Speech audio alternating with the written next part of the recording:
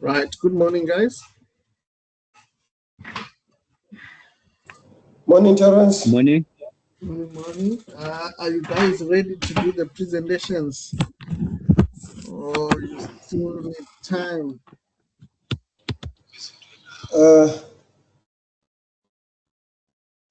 I'm not sure about Mulugo. Yeah, I'm ready. Okay. Let me just go to my WhatsApp and check. He's online. He's logged in. I wanted to check those questions you sent yesterday. Oh, okay.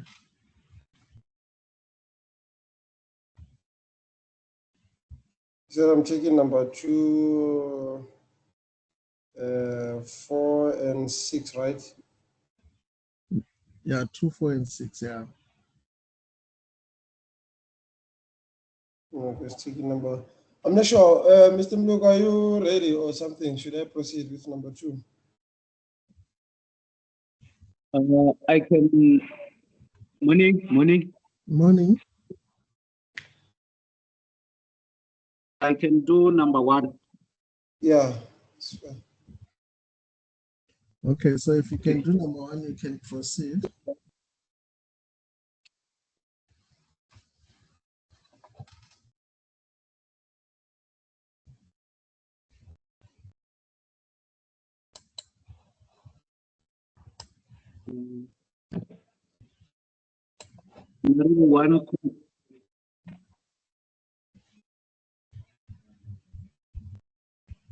Scenario 1 communication breakdown.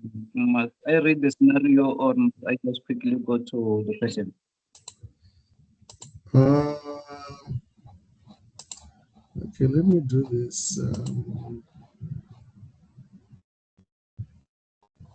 Let me just put the question on the screen there.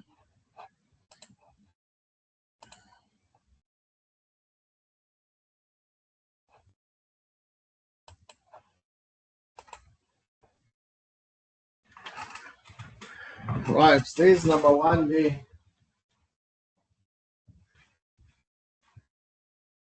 Okay. The two communication failures was that there was no communication plan, lack of clarity, and explain how these failures impact the project. The project, the engineering team had to rework it, affected the budget because the cost had to increase. Through action to improve communication flow between teams. The engineering team and procurement team must hold meetings together. They must share reports via emails about the changes that need to be made, and the tools that will be used will be meetings, emails, and reports. Okay. And suggest communication tool or technique that can prevent this issue. I think it will be project management software.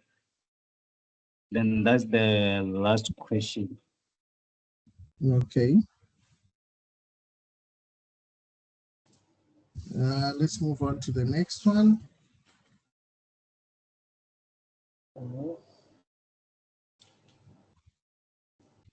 Oh, so I don't have to read this scenario. Just have to. You can read it, it's fine. Reading it will help also the other person that is not presenting. Okay. During a learnership project, the sponsor complains that they are not receiving a regular update, while the project team claims that reports are being sent. Then it says question, identify the likely cause of the communication issue. I've listed 4 of them. Okay. which is unclear communication plan, wrong audience, number 3, information overload, number 4, lack of two-way feedback. Okay. Then question 2, by explain how stakeholders analysis could have prevented the problem. I've also listed 4 of them, which is number 1, they should have identifying communication performance. 2, agreeing on the formal and channels. Okay. Number 3, setting the frequency and timing. Number 4, which is the last one on that question, establishing a feedback loop. Then this one, propose a communication plan, improvement to address this issue. I've got 3 points there. Define a communication matrix. Number 2, standardize delivery and archiving. The last one, establish a feedback loop. Am I reading the right one? Yeah. Okay, fine. The last one, the last question, state one method to monitor communication effectiveness. Is a statement actually here on the 4th one. Implement a read and response receptive tracking method using a centralized project management information system or secure email tools. This provide a imperial log of external. Oh, this sorry. This improves an imperial log of external and sponsor receivers. Open and acknowledge updates, permanently resolve disputes over whether the team sent them or not. That's number 4. Okay. Just to add on the 4th one that you did about the one method of monitoring communication effectiveness. Yeah. Right. So one of the most common method of checking whether communication is effective, it's the use of surveys. Right. So it's the use of surveys or review meetings. So in surveys, this is where you send out to all your stakeholders, you send out a form to say, how do you rate our communication? So that one is one of the easiest on top of what you have already explained. All Okay. right. Yeah, I regret that one. Okay, let's move on to the 3rd one.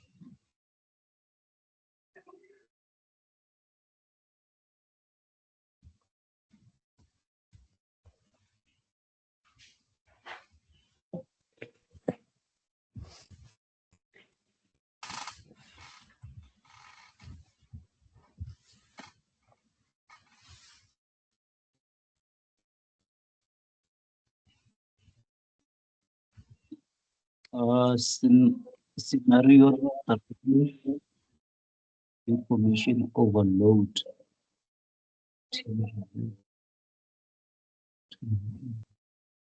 Define information overload in this context.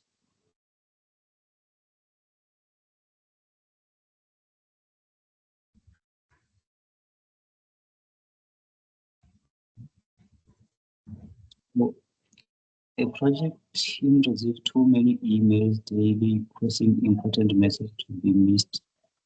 Team members complain that they cannot prioritize information.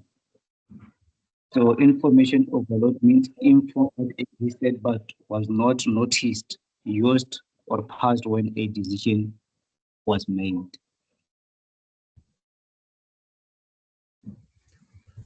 You said information load is what? Information that existed but was not noticed. Okay.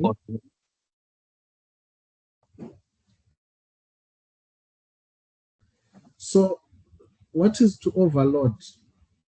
When we say the car is overloaded, Yeah, there's when the car is overloaded, that there's too many passengers.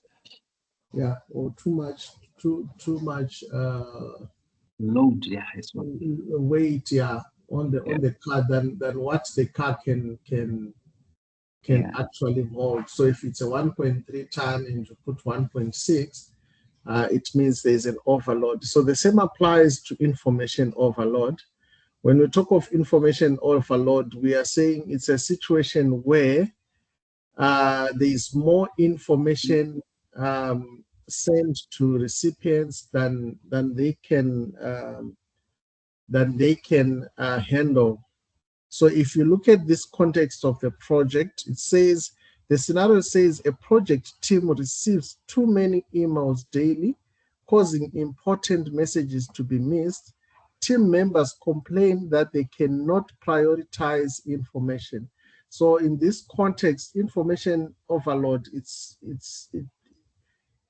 when the project team receives more information than the one they can effectively process. So this can cause important messages to be overlooked, making it difficult to prioritize tasks and decisions. So that's information overload. Right. The second one, I want to give it a try. Explain how communication control can address this issue.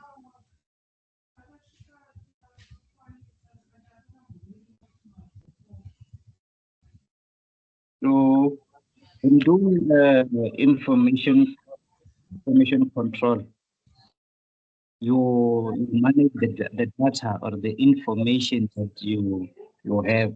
So, in actual sense, you might centralize it using a single source, maybe software system Okay. or standardized using a document, a single document. Okay, so yes, you can control by standardizing documents, but also you can control by ensuring that information if you are working in a project, you see when you're sending emails in the work context, you don't send emails to everyone in the organization. You look at what is it that I need to communicate, and you only send information that is relevant to the people that you are communicating with. So one way of controlling in this scenario, one way of controlling, of addressing the issue of overload is through ensuring that only information that is relevant is distributed proportionately, which means you only send information to the people that are supposed to get information. You don't just copy everyone. So that's what you need to discuss there. Right, number 3. I think it was almost similar to the one that you just mentioned, that you need to send information to the relevant people. Yeah, It will get lost. yeah. Match channels of agency or ask for confirmation. Okay. Yeah. So those were the strategies to improve communication, to ask for confirmation,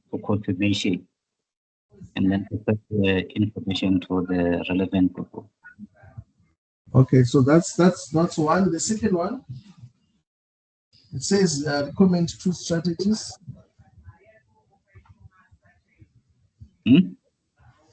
I'm saying it says 2 strategies. The Yes, first one is getting confirmation. The second getting one, information and matching channels of agency or prioritizing. okay. Yeah. And then the last one, I only use them the push and pull interactive method. I only use the pull method of the one that we are using of intranet. Yeah. So that the information you find it on the system, you just pull it up and then use it. Right. So for this one, yes, the pull communication is the most appropriate one, because remember we said with the pull you upload everything on the shared drive, and people only access the information that they require. So it won't result in information load, because you are going on the system. You know exactly what information you want, so you're just going to download the relevant information there, thereby reducing the information overload. So instead of information being sent to everyone, people will just log on and retrieve the information that they require. So that's correct. That's the pull communication. All right, let's look at scenario 4.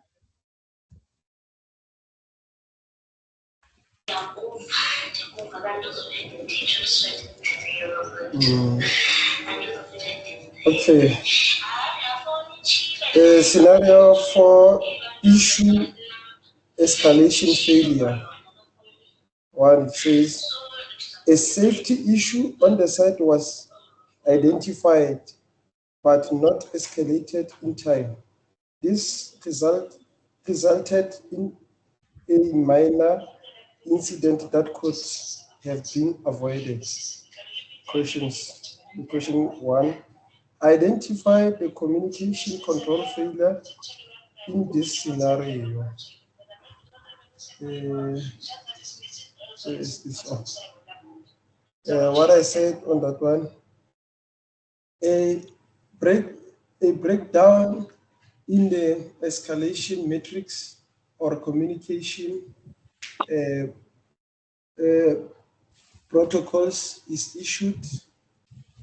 The case of an issue escalation failure, which happens when the event stills or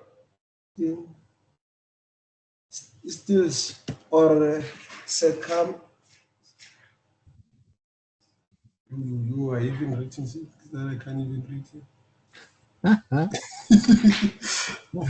It's fine. Let me just keep that one. How can you write things that you can't read? I'm making a research. I'm doing a very serious research here. I'm doing a very serious research here.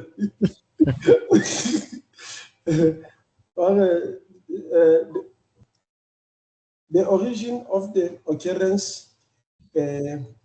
determines the specific communication control failure, which typically falls into one of the following scenarios. Making sure that obstacles do not do not be overlooked, imposing clear responsibility and giving leadership early insight into problems before they become serious. That was number one. I'm not sure even. Okay, your number one, I'm You're confused, you know? I'm also confused. You're also confused, eh? now you confuse me as well. So your number one, is identifying the communication control failure in this scenario. Okay, so you guys, you don't have to complicate these things. You need to put it in a simplified form or wording. So you're given a scenario here, a safety issue. And anyway, before I even go to the scenario, it says the scenario is titled Issue Escalation Failure. What is to escalate? That's where we start. What is to escalate?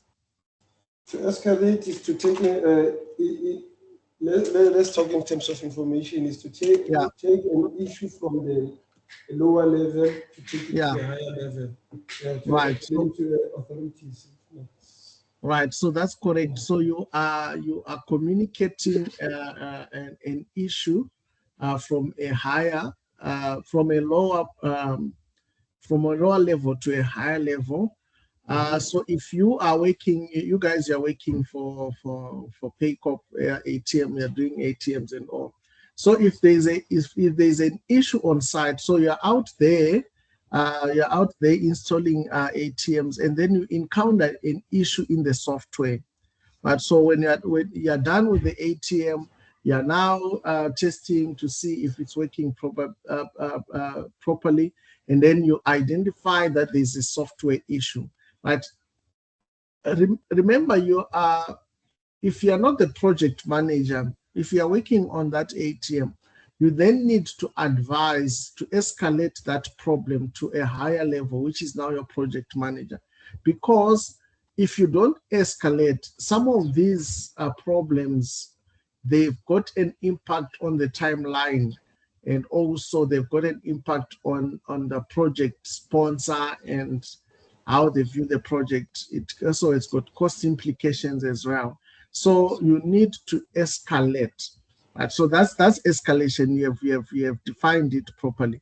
Now, the question says a safety issue on site was identified but not escalated. This resulted in minor incident that could have been avoided. And now the question says, identify the communication control failure there. Just hold on for me, guys. Hi, Nancy. Which one is this one?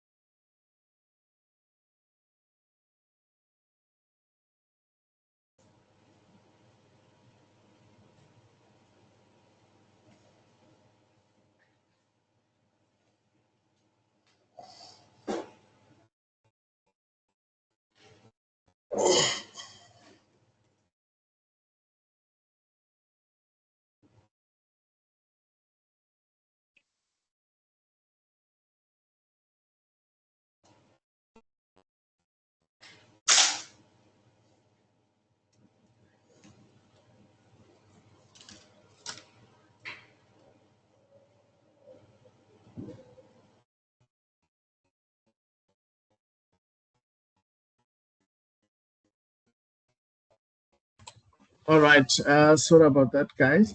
So the question says, identify the communication control failure. So after defining what escalation is, the communication control failure was that the issue was not escalated promptly. So the issue was identified, but it was not communicated to the appropriate authority or to the stakeholder in time. So when it was not communicated, what happened? What happened? If it's not communicated, the issue. Yeah. Yeah, it will result into escalation failure. Right. So according to the scenario, the issue was identified but not escalated in time. And as a result of the issue not being escalated, it resulted in a minor incident that could have been avoided. Yeah, so that's where the problem is. The issue was identified, but it was not escalated.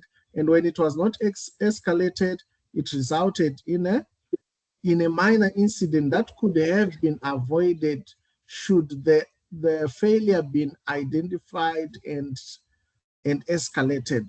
So that's what you just need to say. You don't need to so you are answering based on the scenario, based on the information that you have been given. Yeah. Explain the importance of the issue log in providing the preventing this problem. I say by making sure that obstacles do not be overlooked, imposing clear responsibilities and giving leadership early insight into problems before they become serious. Okay. Oh. So okay, that's correct. But just to add on when it comes to the issue log, right? So an issue log, it's a record of all issues that have been identified on a project. So if we are implementing the ATM installation project, and then maybe we go on site and on site there's an issue because the place where we want to install an ATM has not been approved. That's an issue that is going to affect the project. So what does an issue log does? It then, you as a project manager, you have to now document that issue to say issues. Normally you give it a code or an ID, issue 001, plan not approved. Then you put a responsibility as to say who's going to be responsible to make sure that it's approved, what's the deadline. So that's an issue log. Right? So why is it important? It's because when an issue is logged in the issue log, it has got deadlines, it has got responsibilities as to who is going to attend to the issue. So if there was an issue log, it could have prevented what happened, because issue logs allow us to systematically track issues and make sure that they are followed up, solutions are implemented before matters cause any negative damage to the project, be it in terms of cost, be it in terms of time, be it in terms of the scope. So if there was an issue log, then this issue could have been avoided because the issue log allows us to track all project problems that have been identified during the execution of the project.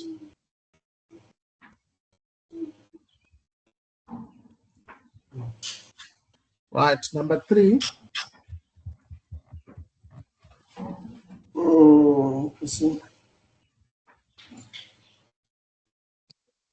Number 3, Suggest a correct escalation process for such issue. It's the right one, right? That one. Number,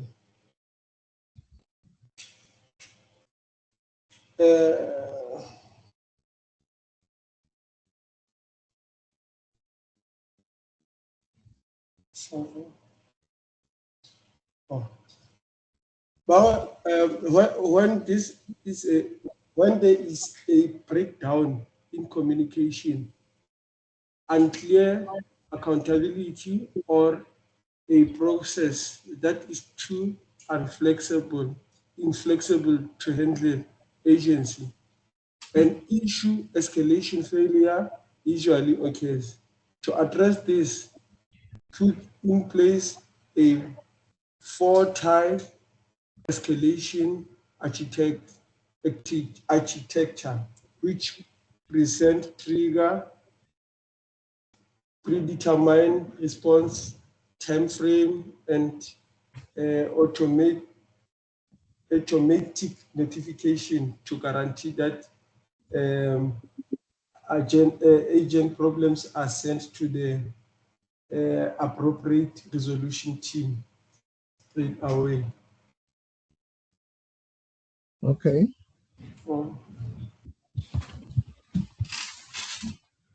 Was that the last one? Okay. Suggest a correct escalation process. Okay. And the last one? The last one, recommend one communication tool to improve issue reporting. Use Insight.io, a high recommended incident management platform made for teams to address escalation bottlenecks.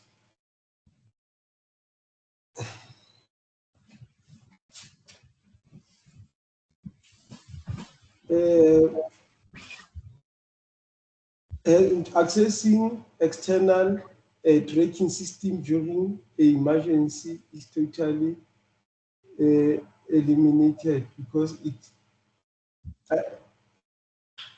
increase direct into common chat performance like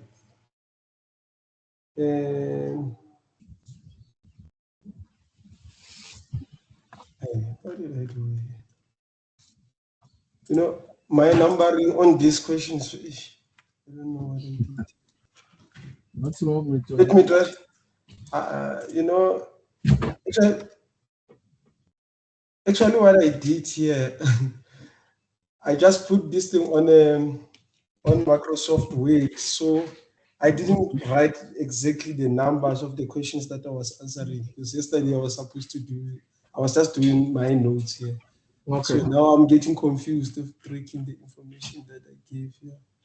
So I just want to make sure that I'm just giving the right answers If to the right question. If you are confused, you confuse us more. Yeah, but we are recommending one communication tool to improve the issue. Ne? Yeah. Yeah. You're doing number 5. Number 5. Yeah, the number 5, only scenario number 4. But a high recommended incident management platform. That is a tool that we can use for your teams to address escalation bottlenecks. Okay. Yeah. They only wanted one communication tool.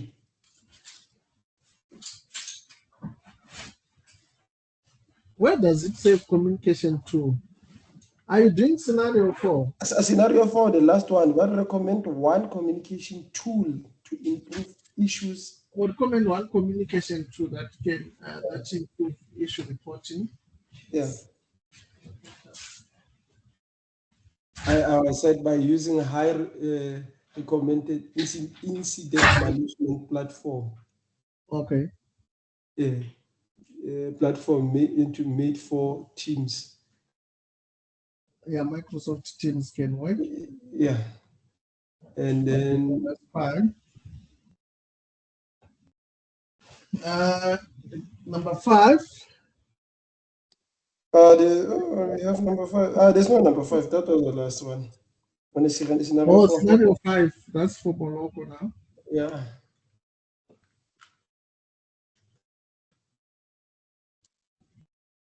Scenario 5. A change in project scope was approved but not communicated to all stakeholders. Some team members continue to work on outdated requirements. Identify the communication failure in this scenario. The communication failure, I think it was lack of updates and then no communication plan. But I mixed question 5 with question 6. Question 6 is not yours. Yeah, it's not mine. And I see I answered IMS and the benefit here, but it's fine. And then the question 1 is no communication plan, lack of updates, and then explain the role of change request in communication management.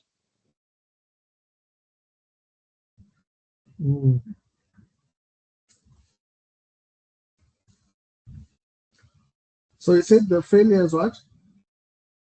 Lack of updates and no communication plan. I don't know if I answered it correctly. So there was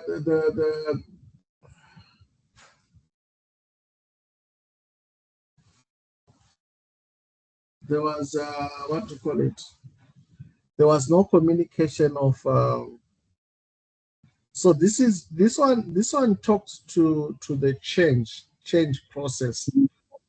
Remember in project management, I said to you guys that you don't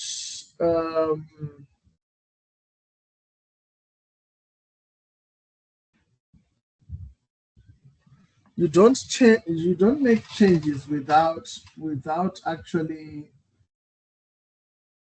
you don't make changes without communicating. So the problem here was that a change was done in project scope, but it was not communicated. So that's the main problem there. Right. So that's correct. And then the second one. One which is, or you mean the change? No, I'm saying that the second question. Explain the role of change request in communication management. A change is basically a formal way of saying we want to change something. It processes before information is spread out. Okay. So a change request, like you're saying, it's a formal process of where you document and you communicate changes to either project scope or requirements or costs. Right? So they need to be communicated to ensure that all stakeholders are informed of the approved changes and that everyone works with the latest information. So that's the role of change requests. Right. Then number 3, recommend 2 actions to ensure changes are communicated effectively. Will ensure effective confirmation, know all the stakeholders involved and their role or task, who is going to do what, when, and how.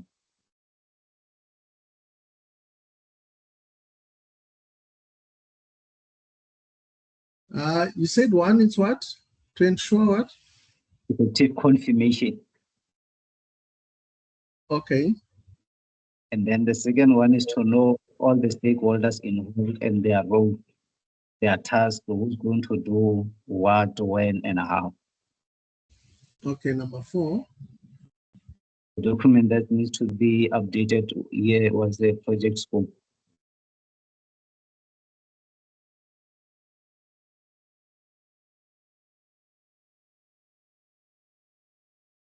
Yes, number 4. It says state one document that must be updated after change. It's a project scope. After the change. After this change was made, a change in project scope was approved but not it's a communication plan. Okay. Yes. Yeah, communication plan or a change request or an issue log. So but that should be fine. Number 6.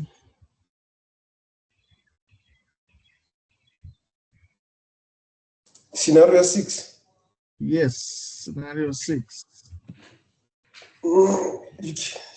Please give me on the screen. Share the screen.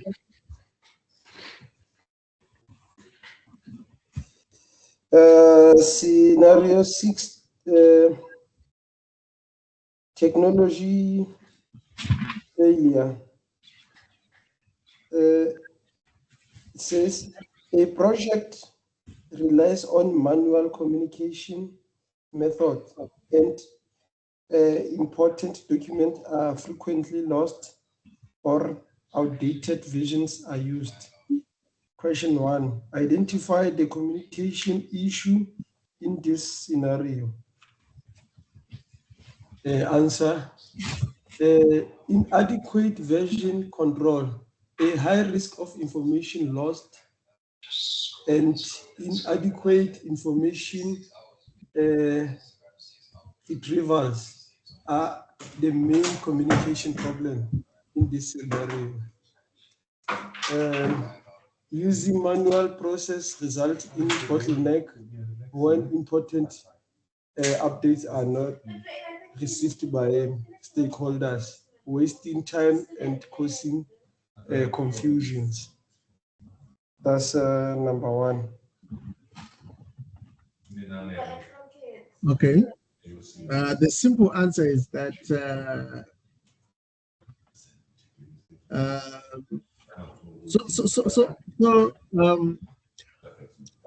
you see, when it comes to this scenario question, guys, don't think too much. Oh, okay. Yeah, it's just those straightforward answers. Yeah, so a project relies on manual communication skills, methods, and important documents are frequently lost or outdated versions are used. Identify one communication. So the one communication is there's an ineffective information management, and it's a result of manual communication. So which result in documents being lost or use of outdated versions. So that's the problem there. And then explain how an information management system can solve this. So this is now an information management system, because remember, it's technology based. It's like a centralized system that we have at the workplace.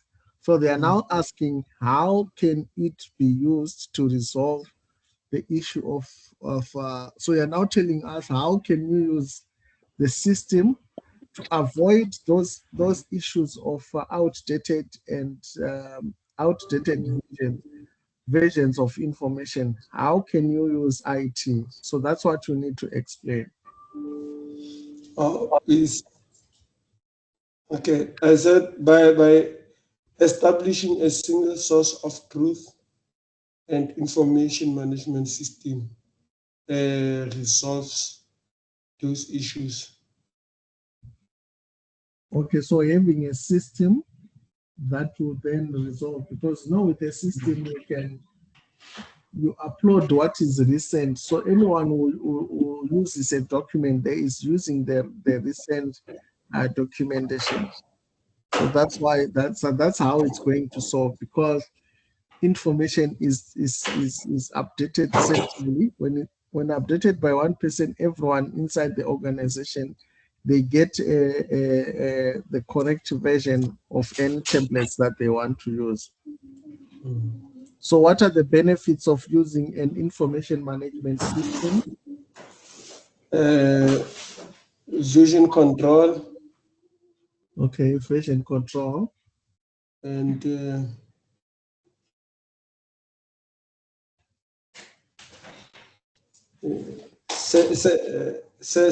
centralized vision.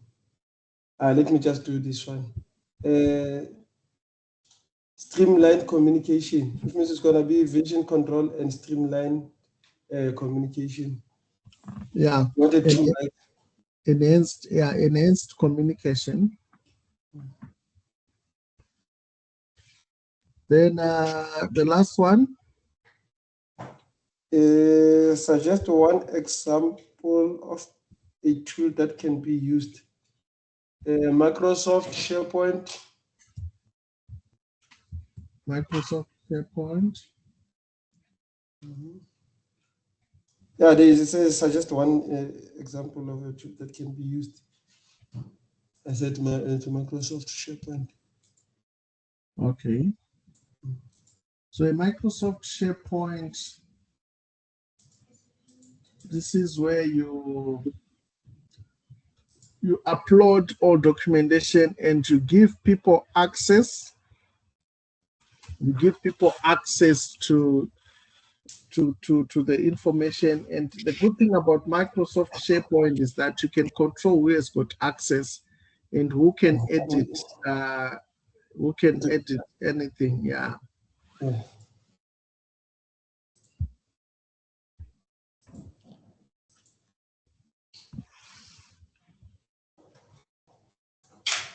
Right. Let's look at scenario 7.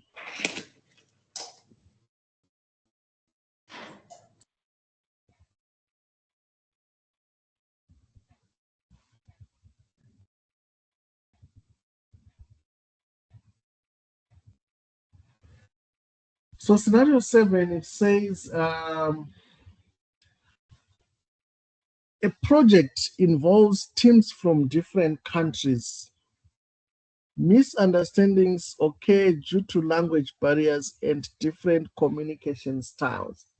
Then the question goes on to say, identify the communication barrier in this scenario. So the communication barrier in that scenario is the different languages.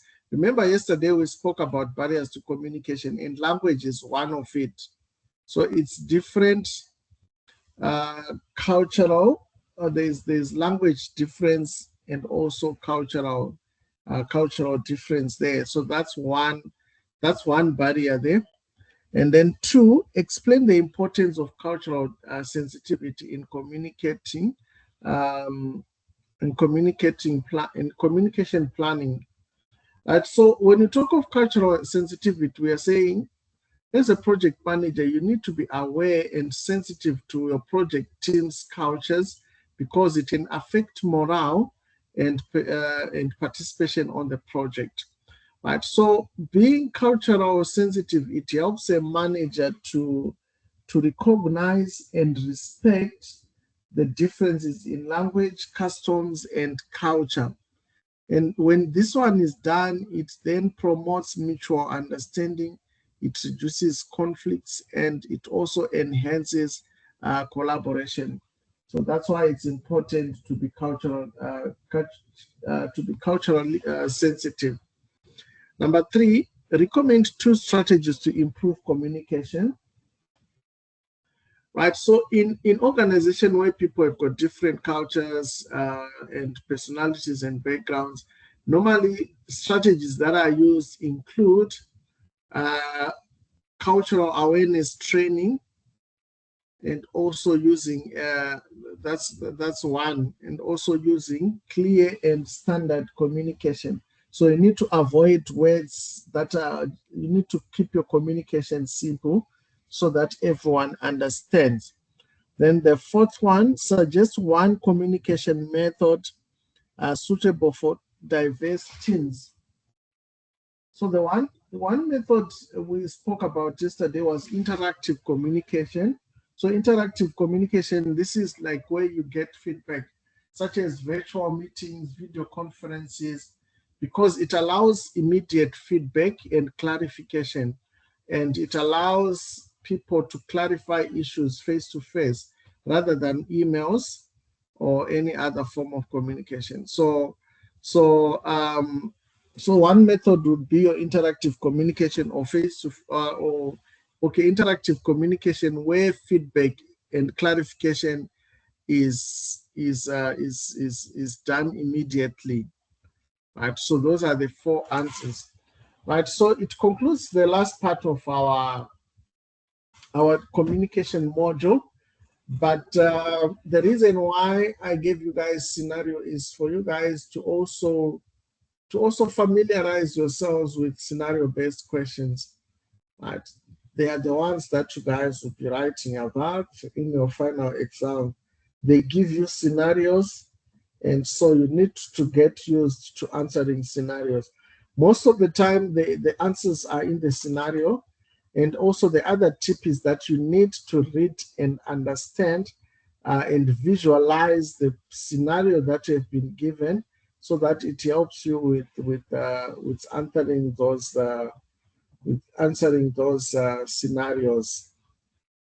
Right? Are there any questions with regards to the project communication management, the one we started yesterday?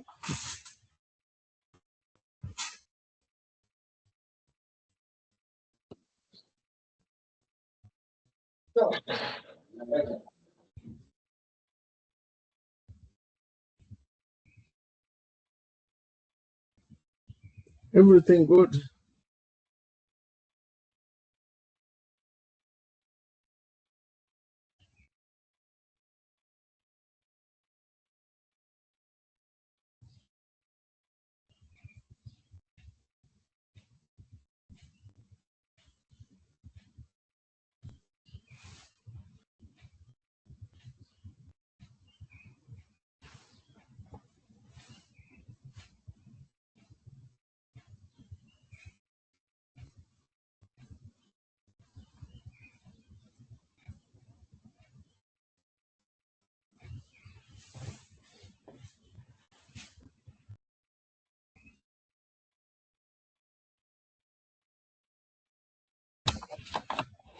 Right, all good. We're good.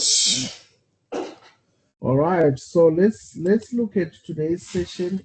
We are covering on project stakeholder management.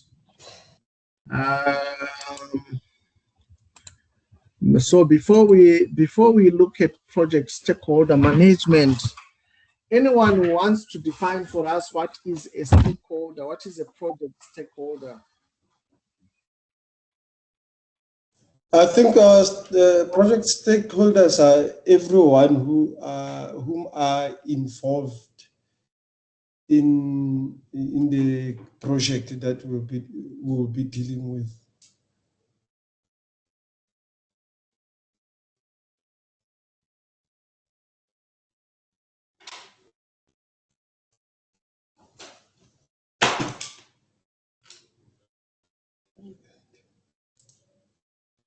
So you said anyone who is involved? Yeah, in the project. In the project. Yeah. Okay. That was Mpomoloko. What do you think?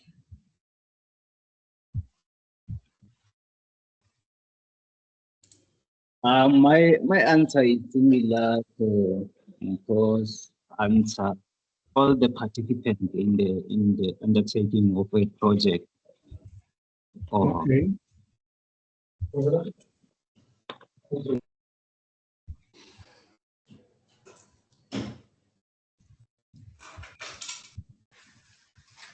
Right. So when we look at a project stakeholder, it's like what you guys have said. It's any person, a group, or an organization that can affect or be affected by a project. By a project in terms of the project itself, or any activities of the project, or any outcomes of the project, right? So with stakeholders, we normally talk of internal and external stakeholders. So internal stakeholders being people that are within the organization, and external stakeholders being people that are outside the organization. So what we are going to be looking at in terms of this knowledge module is we're going to look at the whole stakeholder management process in a project. And you know, from the project charter, from the project management plan, stakeholders, they need to be identified, and the success of your project, it relies on the stakeholders, because they're the ones that sign off the project, right? So in terms of this this knowledge module, we are going to cover 4 topics. The first one is stakeholder identification. So that's the first topic that we're going to look at. So stakeholder identification, this is the process that you do where you are identifying to say, we've got an ATM rollout program that we want to push. Who are our stakeholders? So you are identifying who your stakeholders are on the project. It's a very important part of project management, because if your stakeholders are not happy, then it's also going to affect you. It's also going to affect you as a business, as a project manager on your project. Because also remember, we say that stakeholders are, so your stakeholders are varied, because you also have the project sponsor. So a project sponsor is the one that is giving the fund, right? So what it means is that if the project sponsor is not happy with the project, then obviously they are not going to approve the project deliverables. And we know what it means when it comes to a project, right? So it's very important when it comes to stakeholder management. So what you do first as a project manager is you identify who your stakeholders are for the project, right? The second topic that we are going to be looking at is planned stakeholder management. So once you have identified your stakeholders, the next thing that you need to do is you need to plan to say, this is how I am going to manage my stakeholders. Right? Then the managing itself, which is done during the implementation of the project, and then the control stakeholder engagements. Right? So as you are engaging with the stakeholders, you need to control. If things are not going according to what you have planned, then you need to control your engagements or your interaction with the stakeholders. So those are the 4 topics that we are going to look at. And in terms of the outcomes, we are going to start with the first one, which is plan stakeholder identification. So that's the first stage. You identify the stakeholders. Under stakeholder identification, we're going to look at the concepts and the flow of data.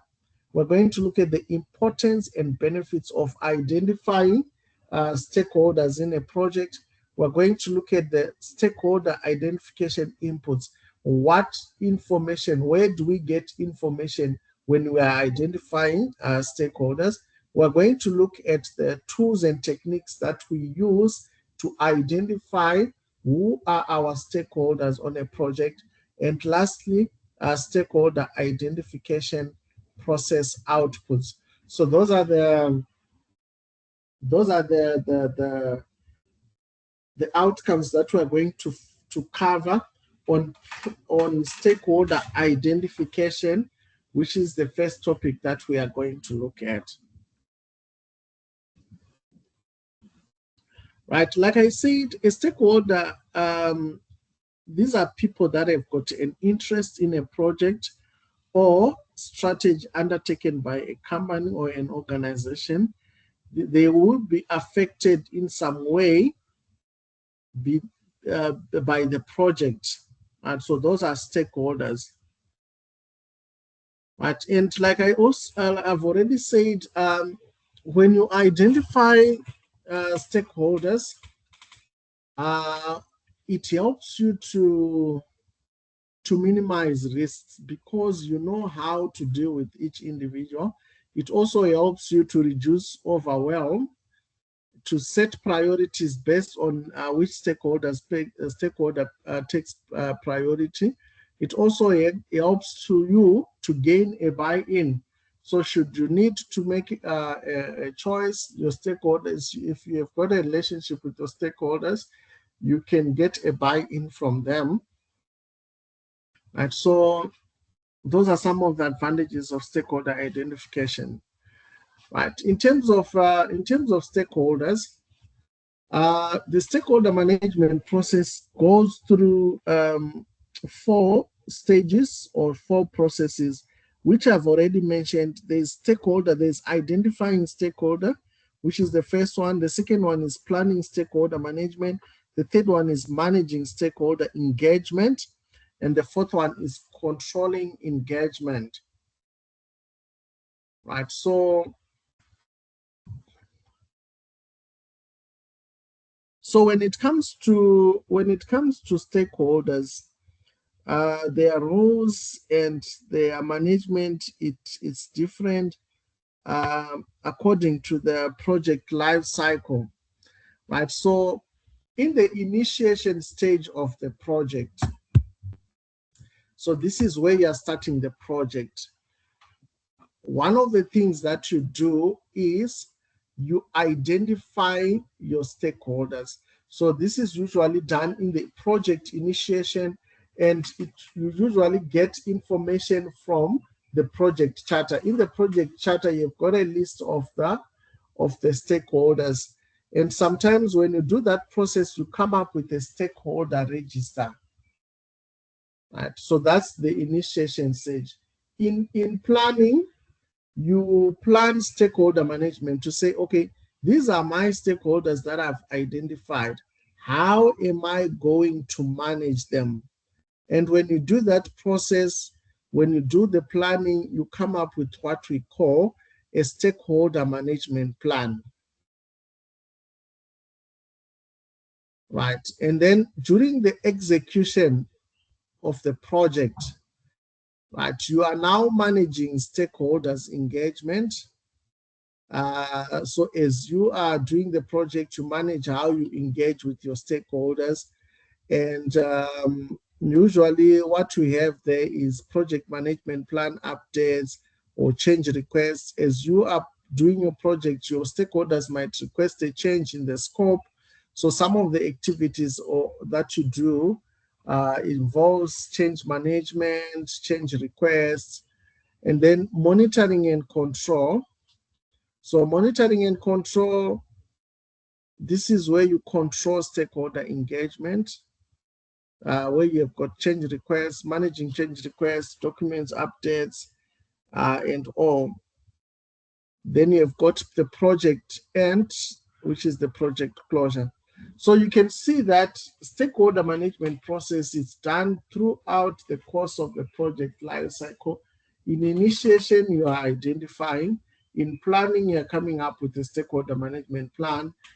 In execution, you are coming up with change requests. Monitoring and control, you're also coming with change requests.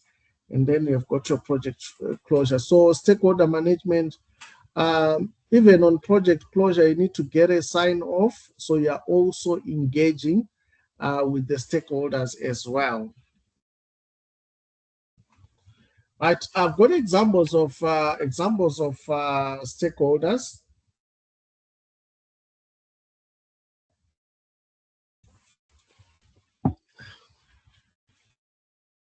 Right, some of the stakeholders in a project include the finance, who's in charge with managing the project budget, partners, press and media, suppliers, customers, other providers, operational staff, trade unions, developmental teams. These are examples of stakeholders, but stakeholders, they vary depending on the project.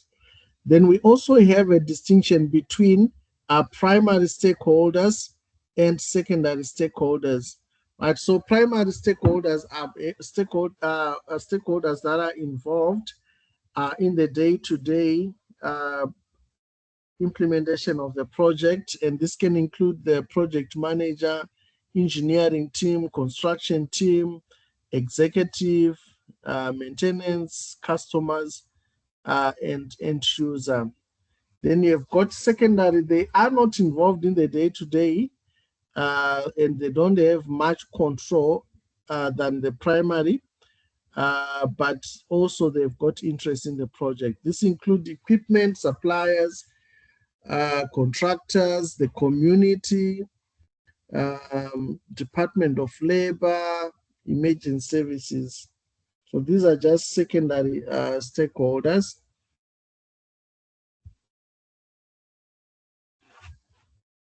Right, so so stakeholder identification, that's the first one. Then the second one is stakeholder analysis and mapping.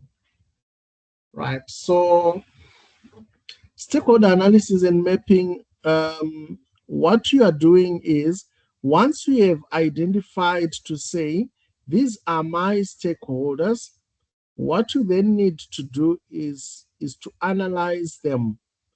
Right, so when you're analyzing stakeholders, what you are doing is, you've got a list of your stakeholders to say, these are the stakeholders for my project. But now, out of my stakeholders, it's not all of them that, or maybe they share the same power, no.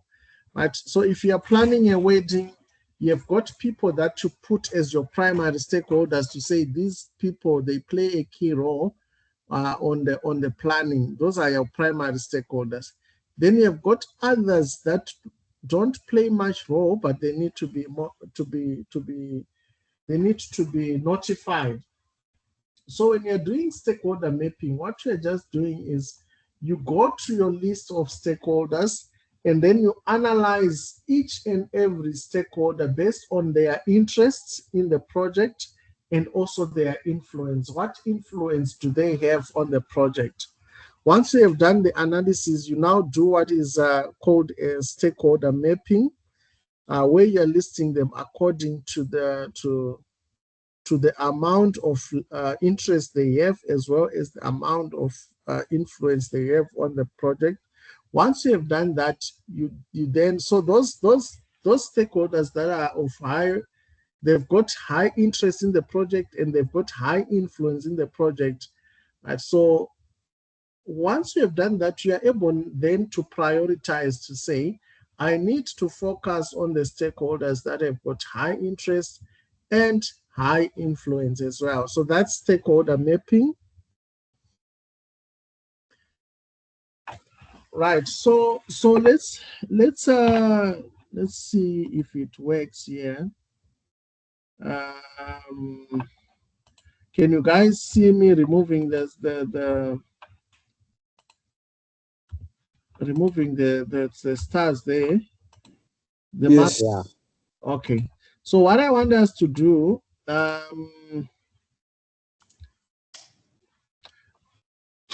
what I want us to do now is, I want you guys to, so we are rolling out 50 ATM installations in Gauteng, throughout Gauteng. I want you guys, I'll give you guys about 5 minutes. I'll give you 5 minutes to write down at least 5 stakeholders each that you think are the stakeholders to the 50 ATM installation project. So write those, I'm going to give you guys 2 minutes, write those stakeholders.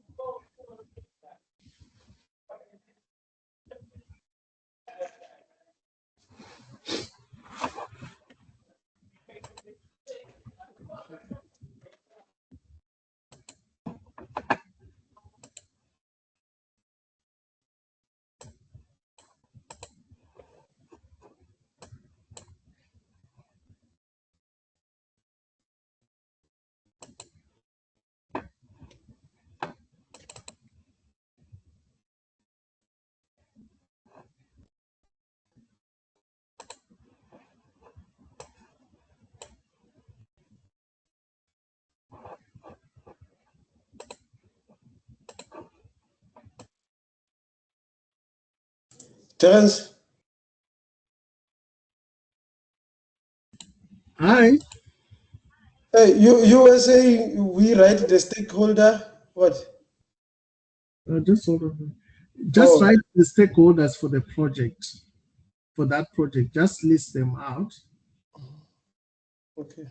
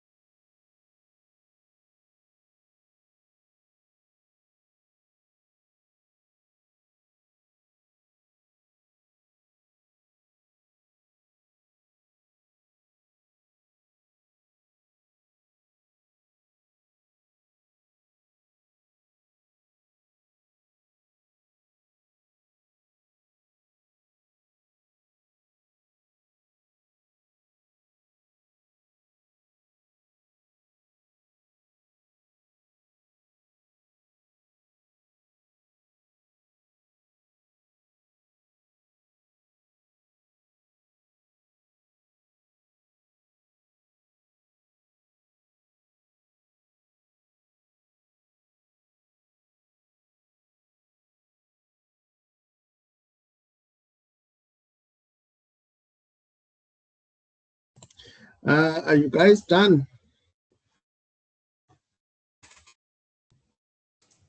Yes, I think I'm done.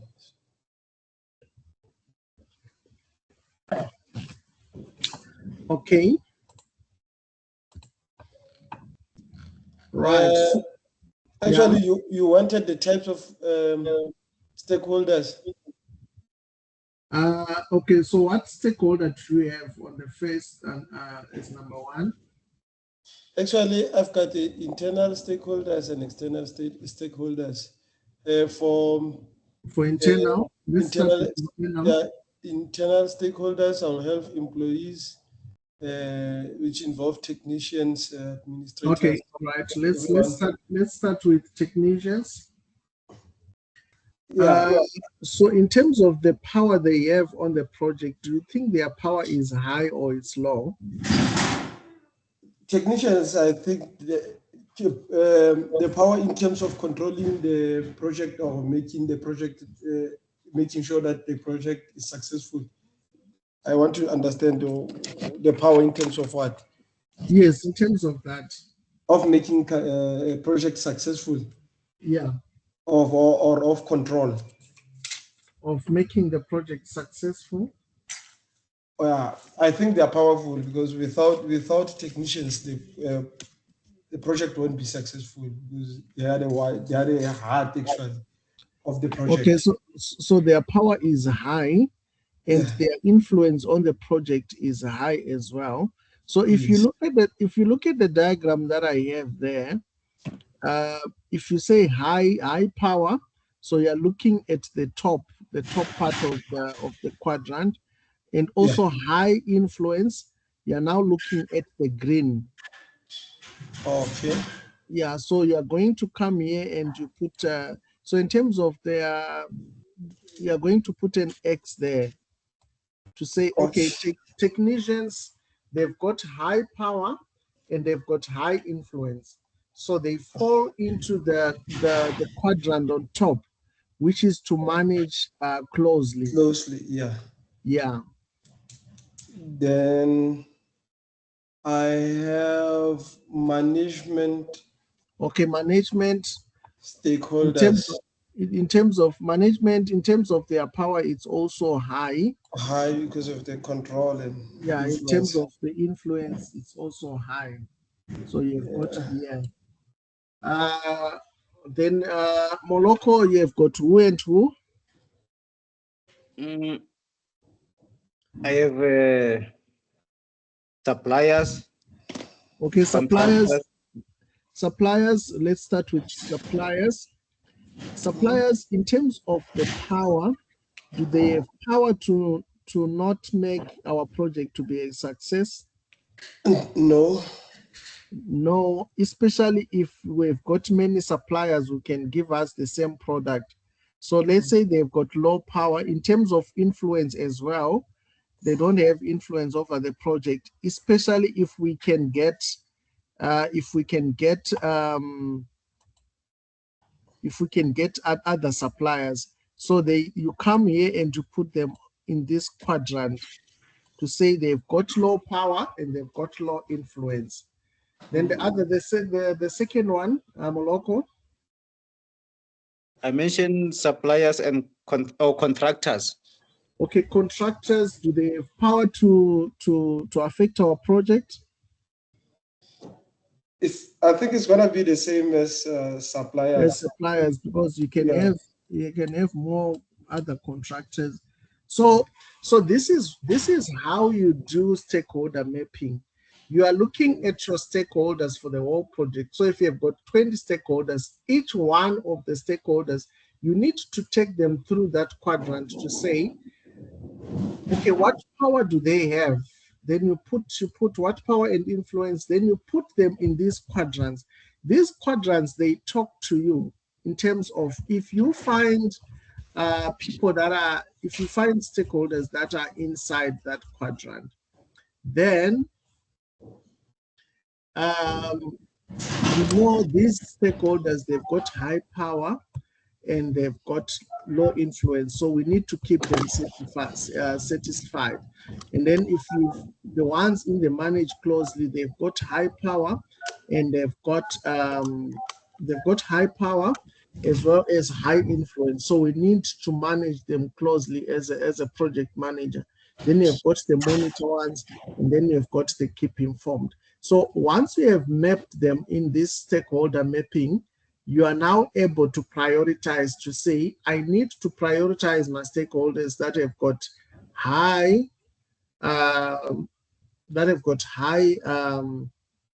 high power as well as high influence, right? So is it clear on how you do the stakeholder mapping? Yes. All right, so let's just take our break, and then we'll come back and continue with the stakeholder. Terence, you wanted to take a break. I was asking how about we take at 11 because that's when we go to fetch food. At 11. Yeah, only 30 minutes. Okay. Because if we take a break now at 11 again, we have to ask for to go. Yeah, maybe it's best that we just take our lunch now. No, it's fine. The one that you guys take, is it also that you'll be taking for lunch? You'll be going to buy food for lunch as well, right? Yeah. Okay, no, that's fine. Because I quickly wanted to do something at 10:30. No problem. It's fine. We can just combine it into lunch. Then we don't have to on lunch. We'll just break maybe for 15 minutes or so, but then we come back early to cover for this time. It's still fine. Okay. All right then.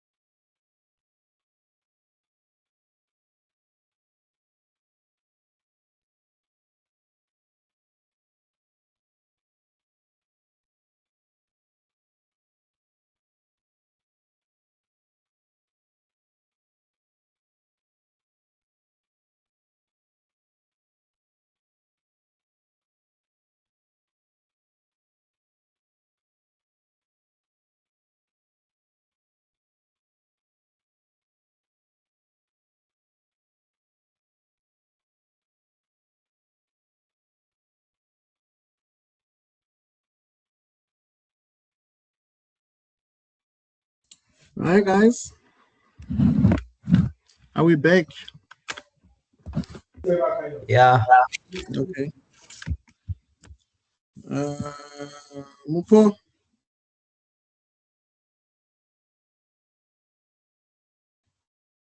Terence?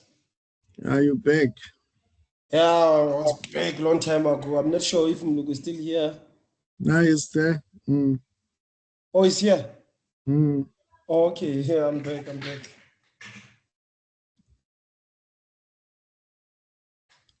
Okay, let's just continue with our stakeholder so that we can push it and be done. So I was just before we took a break, we were just looking at stakeholder mapping, and I was just saying that with stakeholder mapping, what you do is you are looking at your project and you are saying, okay, out of my project, these are the stakeholders that I have, and you analyze these stakeholders based on their influence as well as power. So once you do the analysis, you then plot it against what we call the power influence matrix, and then you see once you have placed them on that matrix, it then informs you as to which stakeholders do you need to manage closely, which stakeholders do you need to keep informed, which ones do you monitor, which ones do you keep satisfied. So obviously your priority is those stakeholders that have got high power and high influence as well. So that's what we call stakeholder mapping. Right. The other document, or the other document that you get out of identification of stakeholders is what we call a risk register. Right. So a risk register, it's let me just see if I've got a sample of a risk register.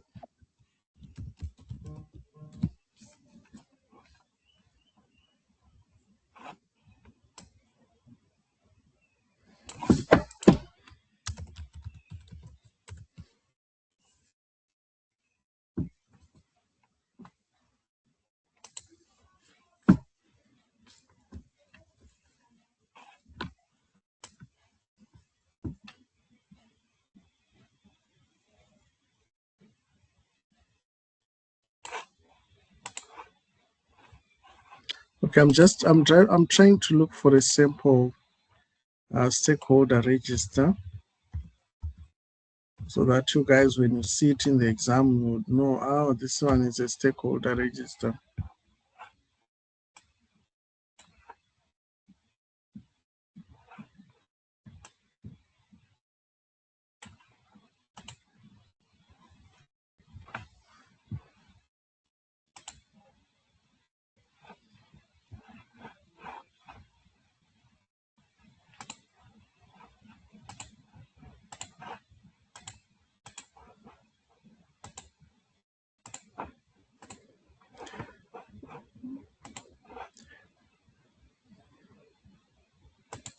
Right, can you guys see the sample of a stakeholder register? Yes, we can see. Right, so when you do stakeholder identification, you come up with a stakeholder register. So what the information that you get on a stakeholder, it will have the name. So we can say, let's say project manager here. or let's say project sponsor. Project sponsor. Okay, so there's position. Okay, so you can say, let's say tenants. Then the role, it will be project sponsor. And then the organization, if it's let's say just say then classification, is it internal or is external? And then you've got the contact details, the email, the phone number, the address. And then where it says supports, neutral, or resists. So this is where you're looking at the influence, that do they support the project, are they neutral or they oppose? You find that there are stakeholders that oppose. For example, if it's a plant expansion, you might find that the members of the community, some of them will be opposing the project. So you need to identify if they are opposing or they are supporting the project. So you need to put the, so this one, it helps you to then know how do you deal with such stakeholders. And then major requirement, what are their needs and what are their expectations? So this is a sample of a stakeholder register. And I need to reiterate that it doesn't necessarily mean that you might find that different organizations, they've got different templates. Some will have a column for influence and power. So it will have a column here for influence.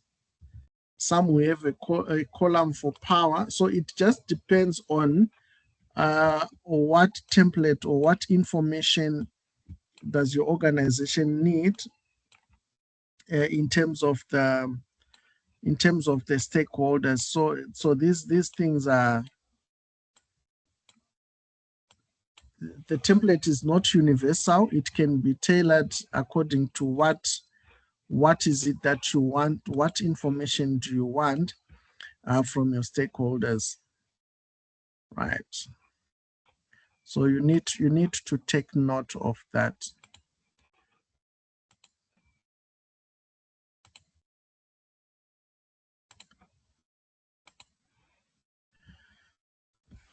Right, so a stakeholder register, it details roles, influence, interests, contact details, and all. This is another sample of a risk register. So you see this one has got the project role and the contact information only. So you tailor it according to what information do you want to get from your stakeholders. Right, the other term that we talk about is what we call stakeholder engagement. So stakeholder engagement is the process of actively involving stakeholders in the project. So when you involve your stakeholders during the implementation of the project, we call that one stakeholder engagement. Right? And engagement is done through communicating with your stakeholders. So you need to be communicating with your stakeholders based on the stakeholder management plan as to when do they want to be communicated with, what information do they want to be communicated, and also how frequent does the communication is it something that has to be done monthly? Is it something that has to be done on a weekly basis? Or is it something that has to be done quarterly? The other way that you engage with them is through consulting. So consulting them, should there be any major issues or things that need clarification, you need to consult your stakeholders, especially depending on their influence and the power they have. So that grid will then it will guide you as to who to consult, depending on their power and their influence. You can also engage stakeholders through addressing their needs and concerns. So if there are stakeholders, be it like a project team, their concerns is that they are working overtime or there's information overload, you need to address their concern. It's part of stakeholder engagement. Right. The goal of stakeholder engagement is to ensure that there is support, there's alignment, and there is project success. So that's the goal.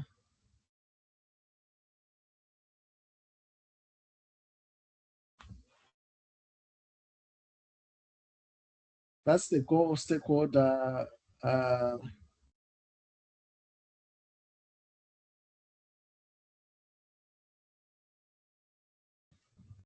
stakeholder engagement.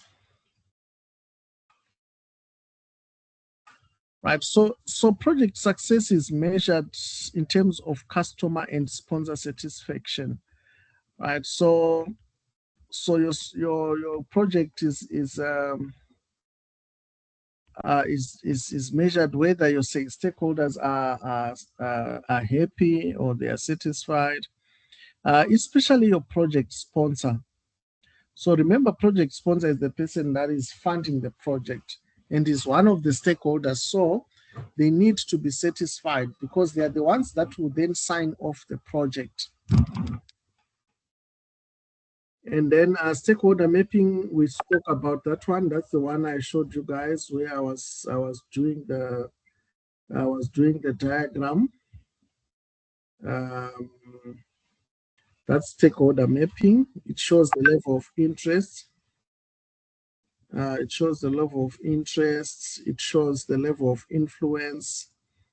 Right? It also helps managers to decide who to prioritize and how to engage them.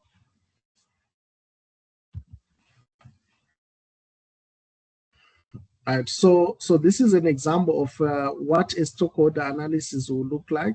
So you've got Stephen, his interest, power is high, interest is high, current engagement, leading, then potential management strategies. How are you going to manage Stephen? So this is an example of a stakeholder analysis.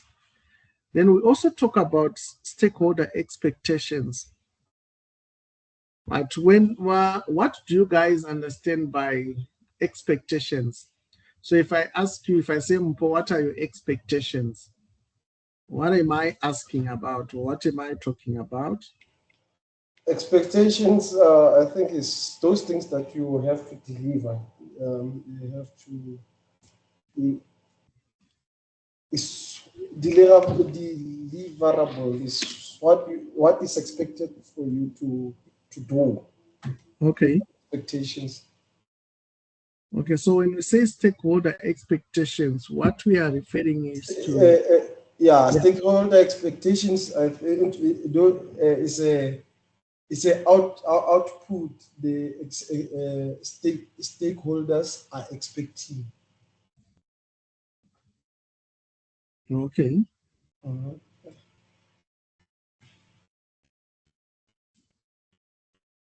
Maybe we can elaborate better.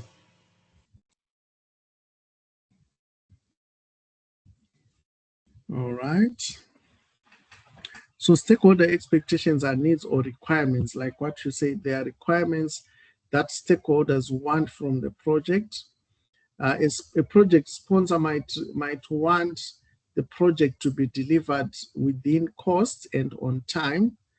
A supplier would expect that payments are done timeously. A customer will expect that the project is delivered on time. So those are different expectations of the different stakeholders that you find within the projects.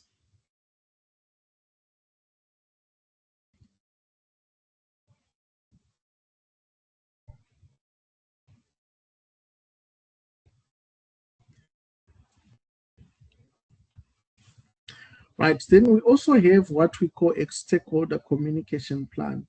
Right, remember we were looking at stakeholders project communication plan yesterday. So So a stakeholder communication plan, it's a document that defines who needs information, what information do they need, when they need the information, and how it will be communicated. Right. So it ensures that the right information reaches the right stakeholders at the right time. So that's a stakeholder communication plan.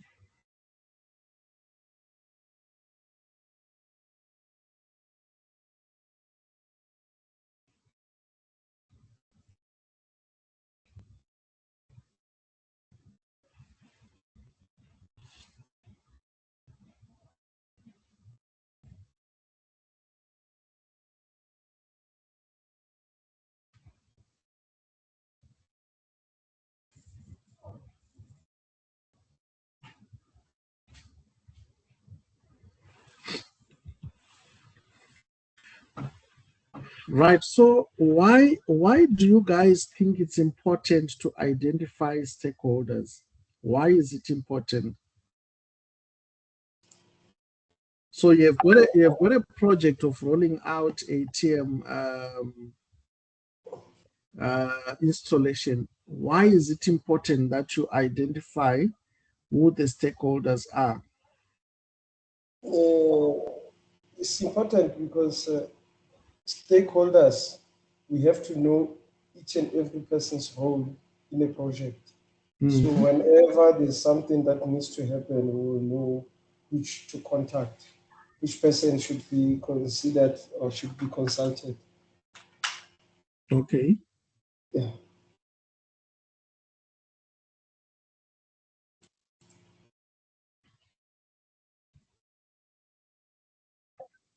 The question was that Listen. your question was why is it important for us to identify them? Yeah. Yeah, yeah, it's exactly that. As long as we know that we have to identify them so that we know their Uh, different roles.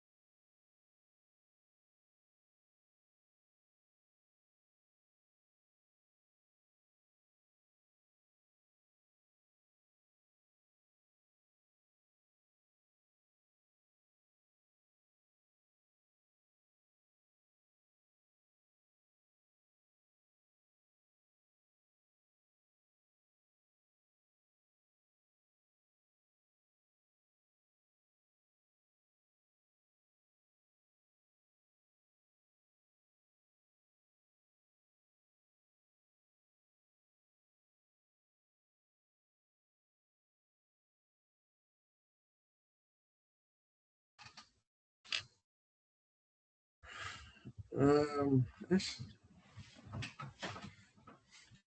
Just hold on for me, guys.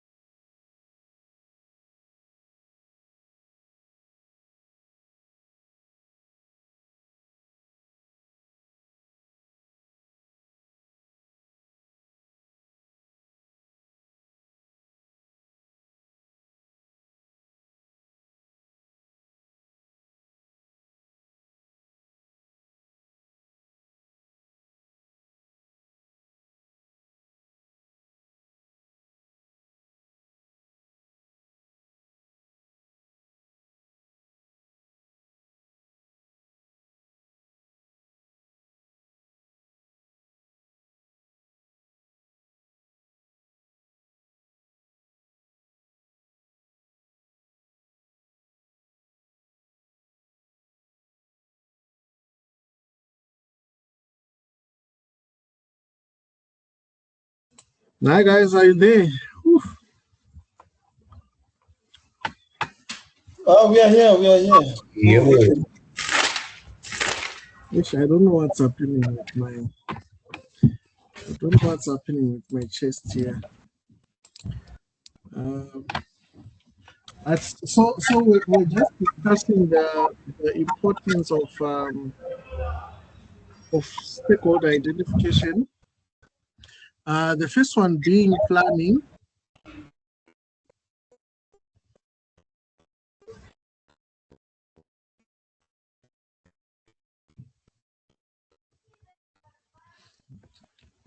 So when you identify your stakeholders, it helps you to understand which stakeholders have got power, which stakeholders are affected by the project. It also helps you to plan around their needs, their expectation, and their influence. It also helps with communication because it enables you to tailor-made communication based on the stakeholders. So you know these stakeholders, they prefer this type of communication. It also helps in conflict prevention because when you identify your stakeholders and to engage them, it helps you to reduce conflict because you understand their needs and their expectations. In terms of the benefits, it helps. In terms of the benefits, it helps in support and commitment, risk management, project success, decision making, efficiency, and sustainability. So those are some of the benefits of identifying stakeholders. Right now we go on to the inputs to the stakeholders. So when you're identifying stakeholders, some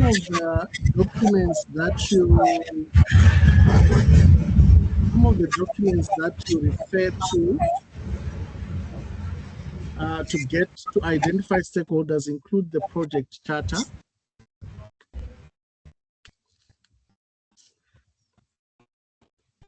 So remember the project charter is Terence, yeah.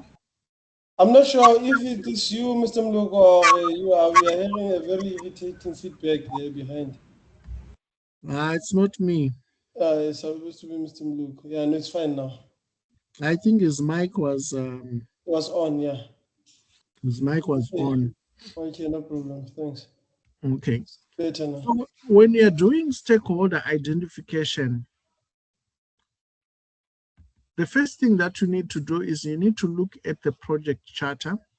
In a project charter, there's a section.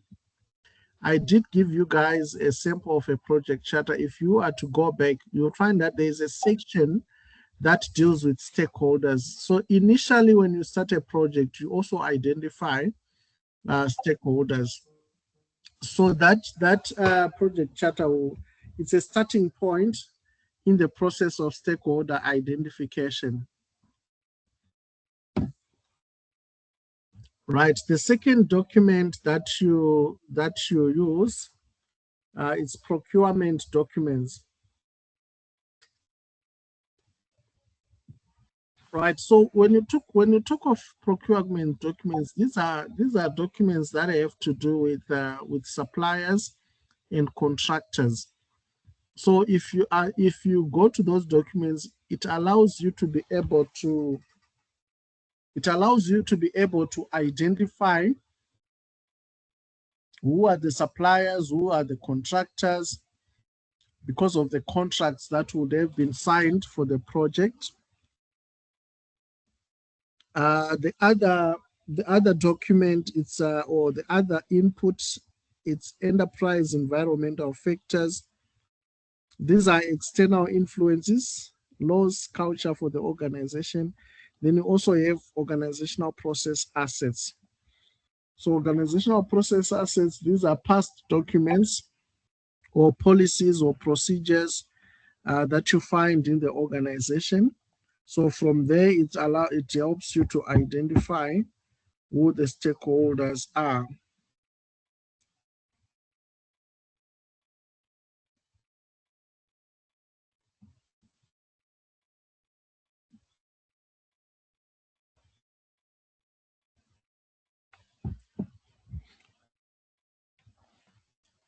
And so those are the inputs.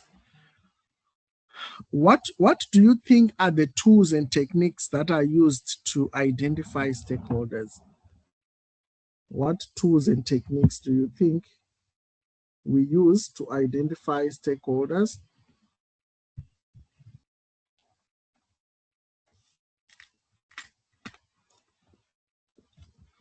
Can we use a meeting? Yes. Oh, yes, meetings. Okay, so meetings. Who are, the meeting will be done with whom? With a project manager. So the project manager can have a meeting with Stakeholders. project team to help to identify stakeholders. Stakeholders. Stakeholders, yeah. Right. So the first tool that we use is what we call stakeholder analysis. Right. So stakeholder analysis. This is where you identify your who needs communication, what information, and also the influence, interest, and impact. Right. So it helps you in planning stakeholder management. There's also stakeholder mapping. Do you guys still remember what is stakeholder mapping?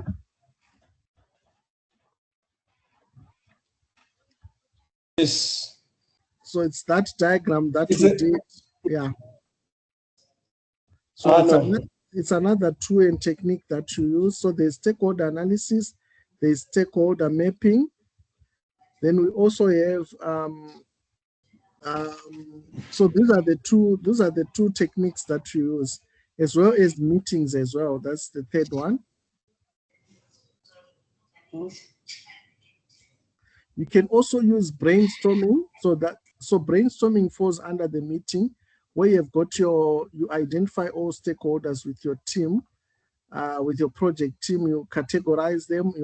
When you also do the analysis of influence and interest, it's part of the meeting as well. So there are three tools that we use for stakeholder identification. It's stakeholder analysis, stakeholder mapping, as well as meeting. And meetings, you can include brainstorming and brainstorming. Right. So Terence, yeah. I'm looking at something here on the side. It says document reviews can be used as tools, document reviews and interviews. Okay. Or as part of the as the tools and techniques. Yeah, and tools and techniques. So document review, what it just means is, when you remember I spoke about contracts. To say you can check contracts on the inputs, I say you can check contracts, which will help you to identify who are the suppliers, who are the contractors. So when you check contracts, it's part of document review.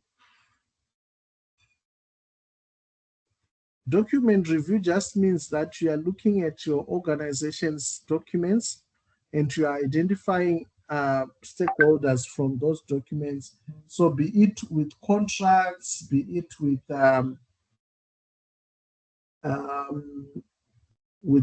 agreements and all those things. It's part of document review. Interviews as well. This is where you interviews and meetings. So meetings, you've got your stakeholders and you're identifying their needs, and then interviews, you might have to do one by one, each stakeholder by each stakeholder, going through what are their communication needs, what are their power, the influence, the expectations. So it also still applies. You can add that one to the inputs as well.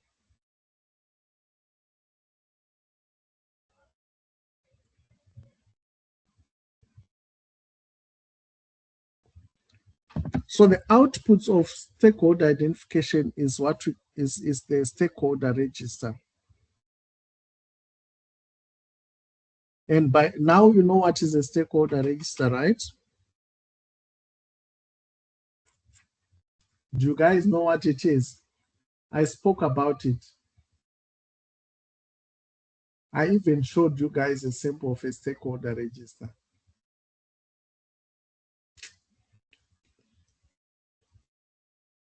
You still remember it?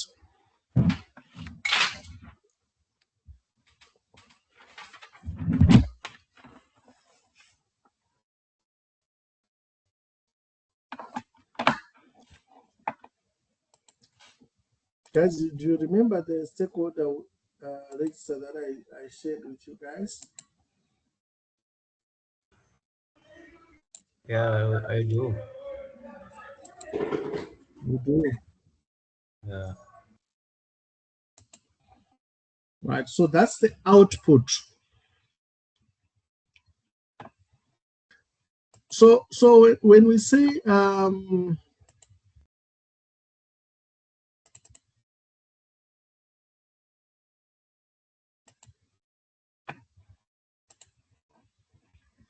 when we look at outputs, we're saying when you do, remember the process that we are talking about here is it's stakeholder identification.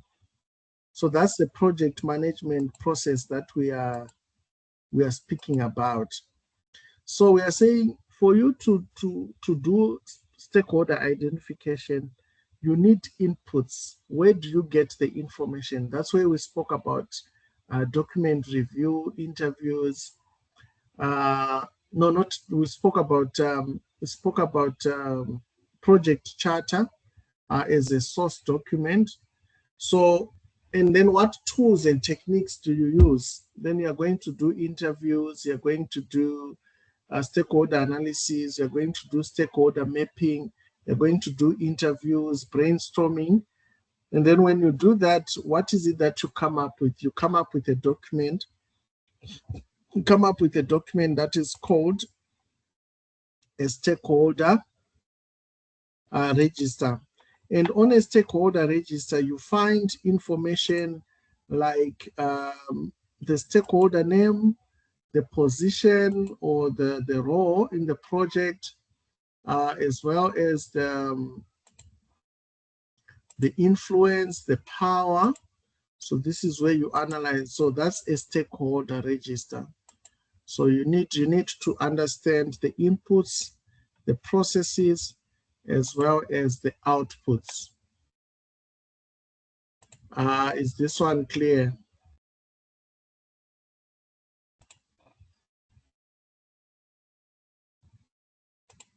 Is it clear, guys? Yes, sir. Okay. Yes, Terence. Yes, sir.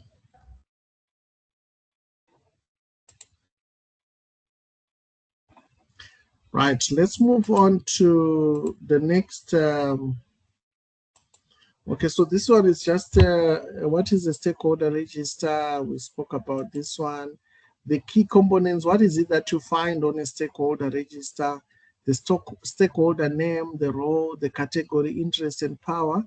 So if you remember that one I showed you, that's the information.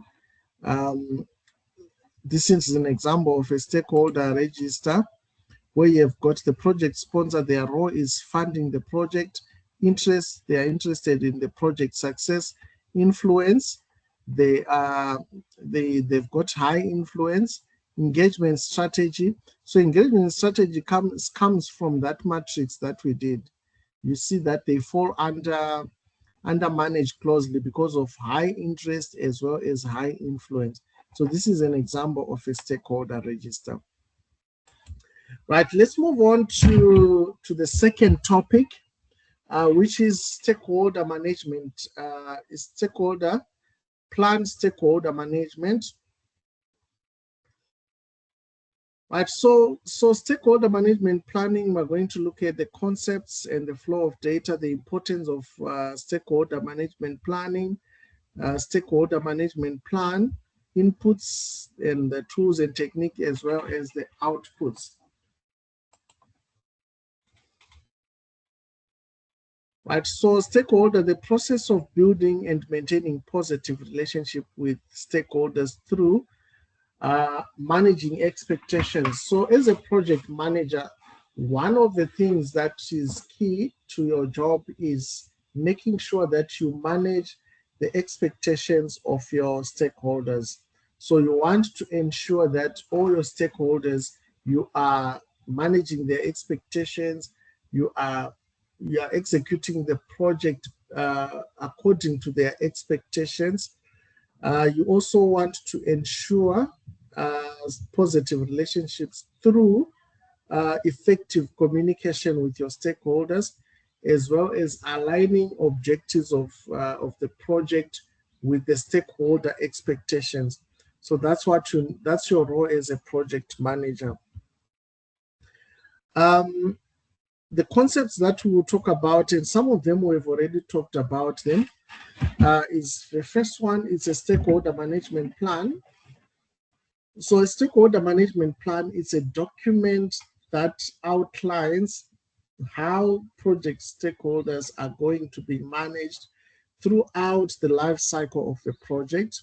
And then stakeholder identification, this is where you identify or you list all the stakeholders that are involved in the project or that are affected by the project. Stakeholder analysis, this is where you look at your stakeholder and you analyze them in terms of the power and the influence that they have on the project. And then stakeholder register, it's a document that outlines the stakeholders of a project, that it will outline their roles of the stakeholders, their influence, and how to manage them, as well as even their communication requirements. Then we have got stakeholder mapping. Stakeholder mapping is a process where you plot your stakeholders against power and influence grid to identify which stakeholders have got high power, high influence.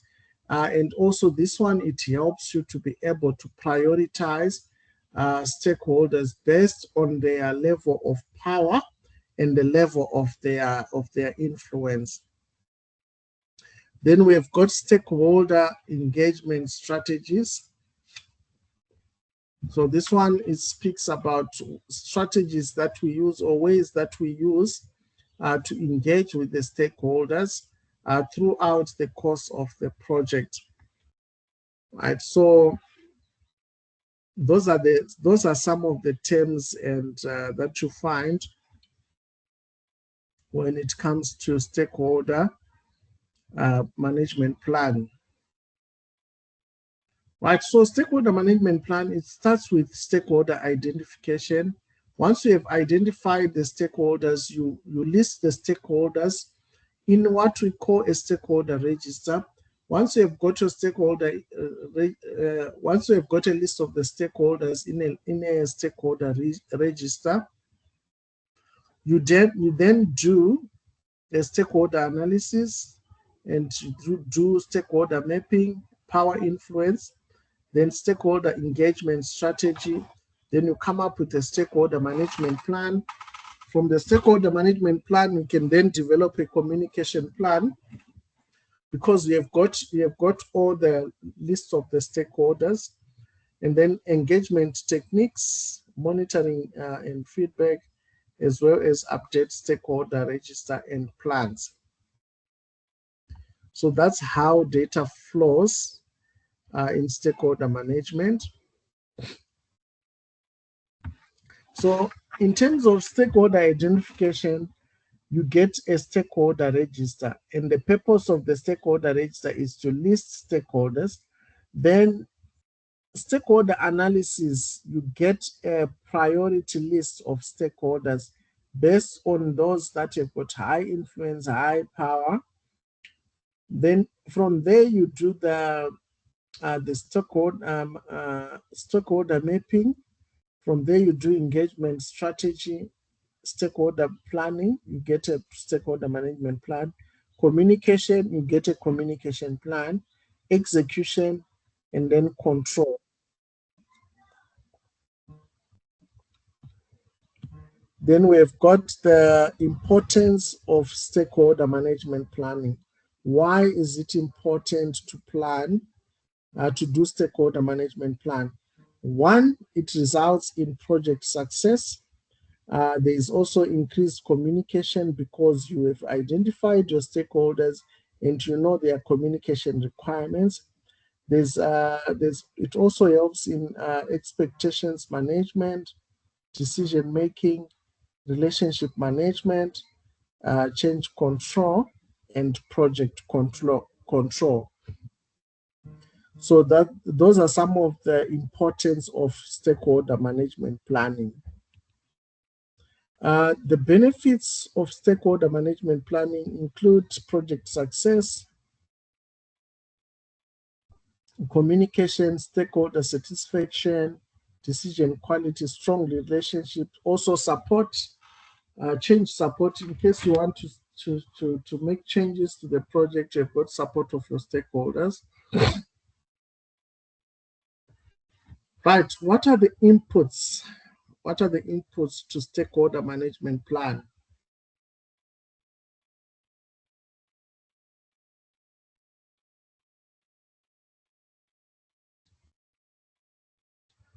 What are the inputs? Stakeholder management plan. Right, so the first one is the project management plan. Right, if you guys still remember a project management plan,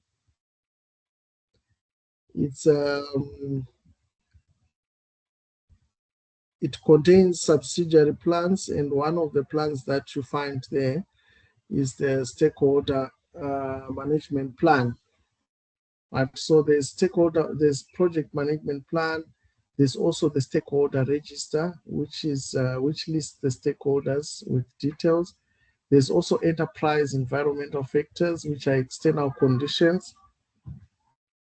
And you have got organizational process assets. So if you have seen the trend in most of the project management processes, enterprise environmental factors and organizational process assets are always inputs to any management processes.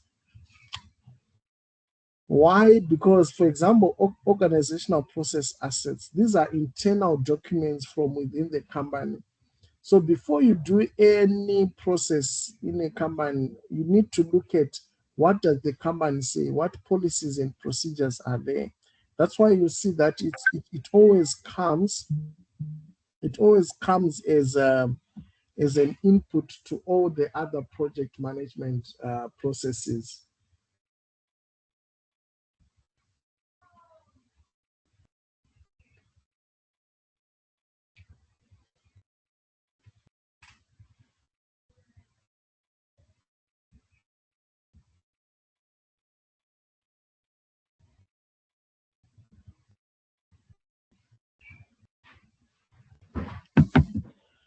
Right, and then the tools and techniques.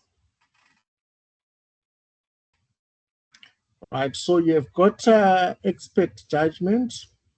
So this is where you use experienced individuals. You've got stakeholder analysis. We've already discussed what is stakeholder analysis. You've got meetings. You've got analytical techniques. For example, the power and interest grid and stakeholder mapping. So this one, it refers to the diagram that I showed you guys, where you plot your interest against the interest of your stakeholders against their influence. So that's the power grid. And then you've got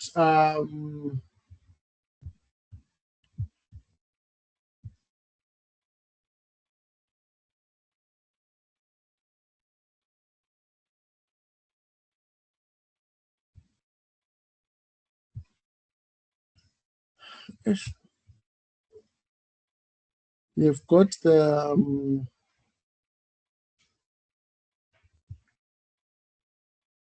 other two, it's communication methods and also interpersonal skills. What are interpersonal skills?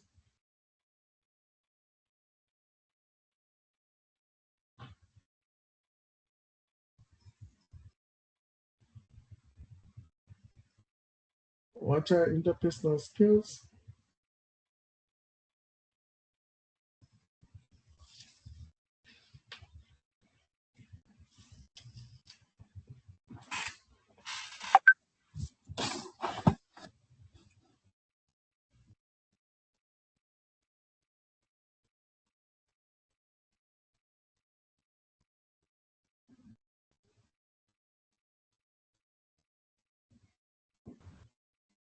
Normally, these skills are not acquired formally, they are informally acquired.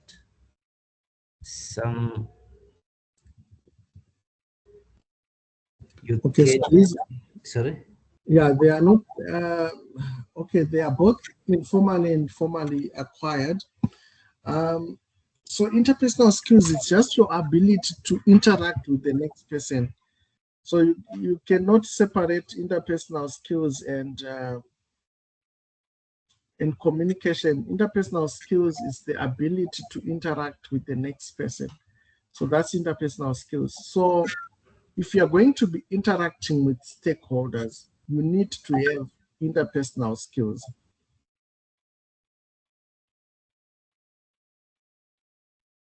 Is that clear? Yes. Yeah. So we are saying it's a tool and technique that you use in project management. So when you're doing stakeholder management planning, you use expert judgment, stakeholder analysis, meetings, analytical techniques. And on analytical techniques, just remember it's the power interest grid that we did, the one I showed you where I was plotting, where we were plotting the different stakeholders according to the power and influence they have on the project, communication methods, as well as interpersonal skills. So these are some of the examples. These are some of the examples of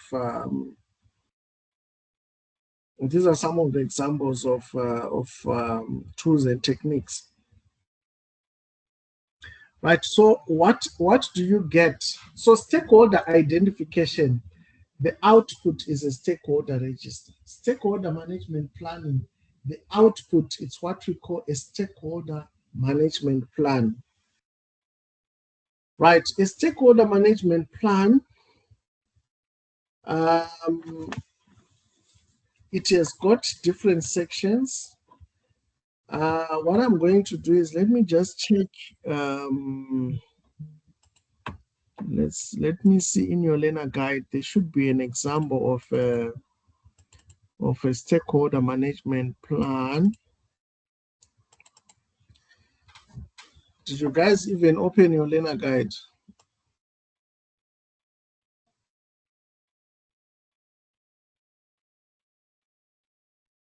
No. Yeah, I knew it. Let me just look if we've got a stakeholder management plan template there so that we can discuss it.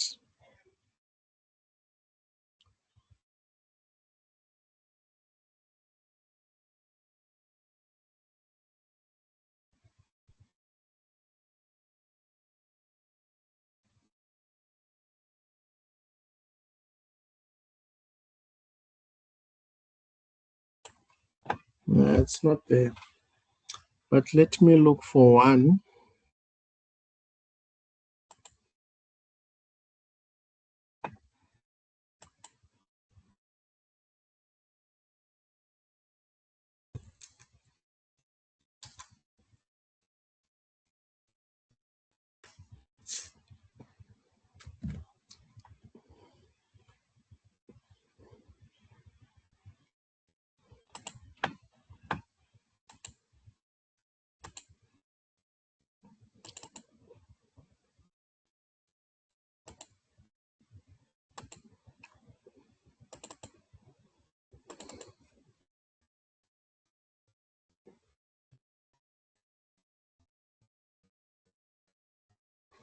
Mm.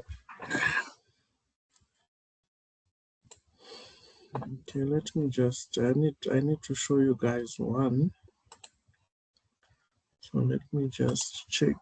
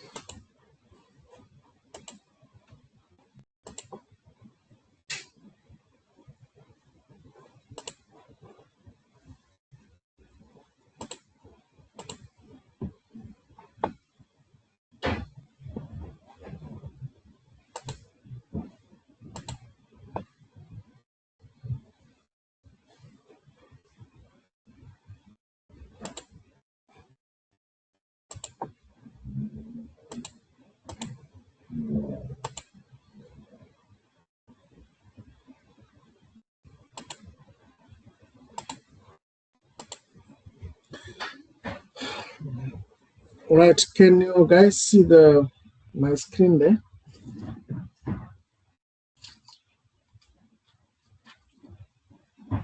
Yes, sir. All right, so we've got an ATM rollout project. I remember I gave you guys this case study. So if you are asked to do a stakeholder management plan, right, it normally has got a purpose. So the purpose of the stakeholder is to identify all stakeholders involved in the ATM rollout project and define strategies to effectively engage, communicate with, and manage their expectations throughout the project lifecycle. The plan aims to ensure stakeholder support, minimize resistance, facilitate successful ATM deployment across targeted locations. So it starts with your stakeholder identification. Who are your stakeholders? So in this case, you've got your executive, your project management, your operations teams, your cash management team, your security and risk. So it will depend on which ones have you identified as the stakeholders. So you can see this one, it's a comprehensive stakeholder identification. Then stakeholder analysis matrix. Right, so this is how the stakeholders will be. The stakeholder register, stakeholder engagement strategy. So how are we going to engage with the stakeholders during the course of the implementation? So on this one, you take each stakeholder from the stakeholder register or from the stakeholder identification list. Then you are saying, okay, I've got a stakeholder which is executive sponsor. What strategies do I need? So you go and look at your power influence grid. You see that they need to be managed closely. How are you going to do it? Through monthly steering committee meetings, and also you're going to escalate critical issues, approval of major milestones. So these are your expectations, these are your executive sponsor expectations. They want you to have a monthly meeting, they want you to escalate critical project risk areas, they want you to seek approval of major milestones. So that's the engagement strategy. You go into operational team, you look at their expectations, tactical. So it goes through all the stakeholders, and also you also have potential stakeholder risks. You also have escalation process. So remember we were doing those scenarios where we're talking about escalation. When is escalation done? Why is it a problem if it's not done? So in a stakeholder management plan, you have got guidance as to when do you escalate. For example, project team, they escalate things like technical issues, schedule deviations. Functional manager, they escalate things like resource shortages. Steering committee, they escalate major delays in the project. Executive sponsor, they escalate critical business decisions or funding approvals. And then also on your stakeholder management plan, you've got success criteria to say, okay, the stakeholder management process will be considered successful when stakeholders' satisfaction exceeds 90%. So remember also when we did the scenario, we're talking about feedback, we said surveys. So you then give your stakeholder surveys for them to judge whether the project has met their expectations. The other thing is all approvals have been obtained on time. So these are just success criteria to say, we'll only say that the stakeholders are happy if these things appear. So this is an example of a project stakeholder management plan. Right? Are we clear as to what is a project stakeholder management plan? I've also shared with you guys on your WhatsApp group, so that you can also go through it on your own and get to understand it as well.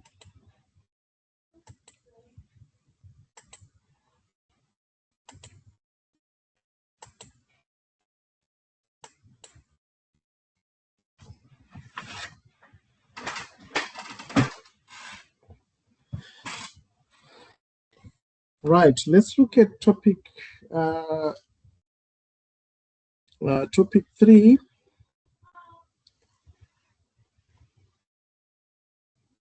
So topic 3 speaks about stakeholder engagement, managing stakeholder engagements.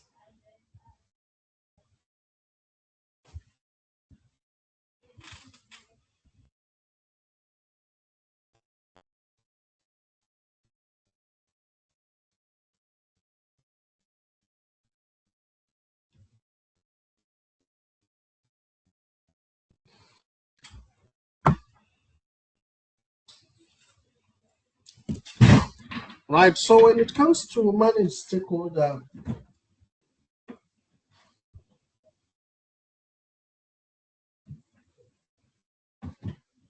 when it comes to manage stakeholder engagements, we are going to be looking at the concepts and flow of data.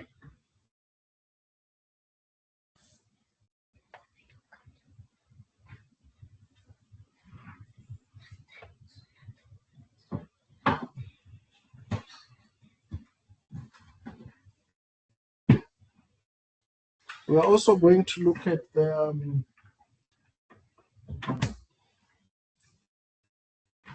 importance and benefits of stakeholder engagement management, the inputs in stakeholder engagement,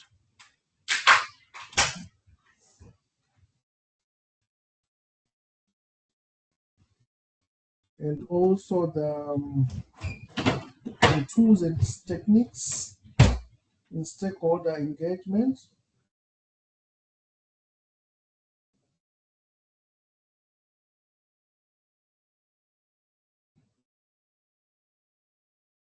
As well as the outputs, what is it that we get? Right, so just to be clear, stakeholder engagement is it's a process of identifying, communicating, and involving stakeholders in the running, in the execution of the project. So you are involving them, you are identifying them, you are communicating with them, you are involving them in the execution of the project. And why it's important? It builds trust. So imagine when you engage with them, you are building trust. You are also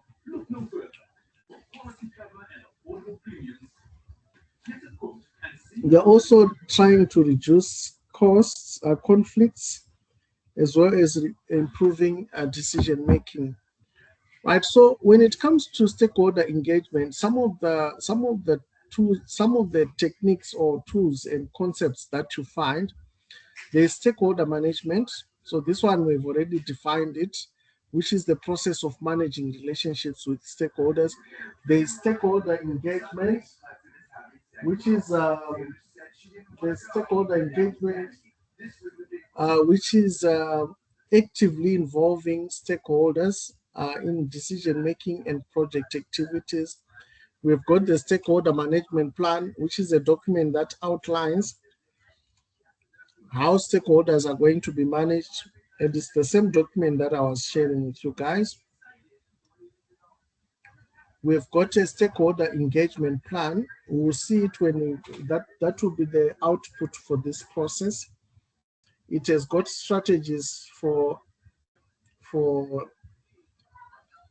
active stakeholder involvement. A stakeholder register, we've already defined it. A stakeholder analysis, we've defined it. Stakeholder mapping, we've defined. Communication plan, we spoke about it yesterday.